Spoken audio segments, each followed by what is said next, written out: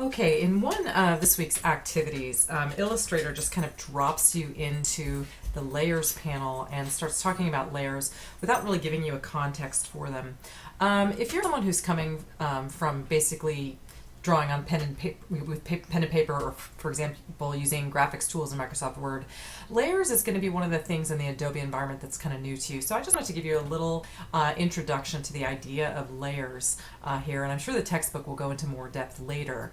But the layers concept in Illustrator is this idea of creating sort of invisible layers of content, and the idea is that on one layer you might want to keep one object, and on another layer you might want to keep another. Now you'd be like, why would I want to do that? Well, the more complex that your image becomes, the more unwieldy it can become to manage. You might want to select one object only to find that there's other objects involved in it, and you might erroneously or inadvertently move something out of a very specific place that you want it.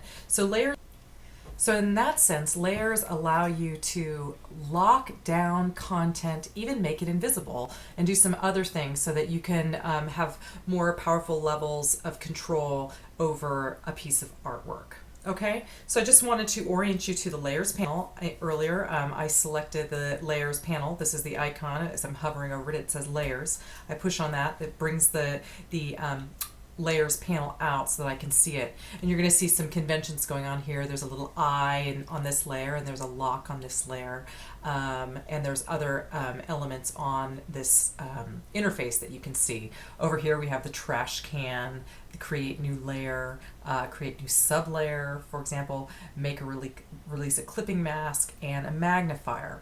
The behaviors of this panel are going to be similar to the previous panel that we went over. You can delete layers using your trash can, you can add a new layer, etc. And there will be more discussion on layers later in the textbook.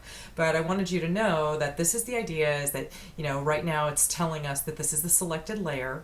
And of course this one is on top, as it replicates what we would see in nature. The eye toggles the visibility, as you can see. Turn the eye off and we can't see that object anymore.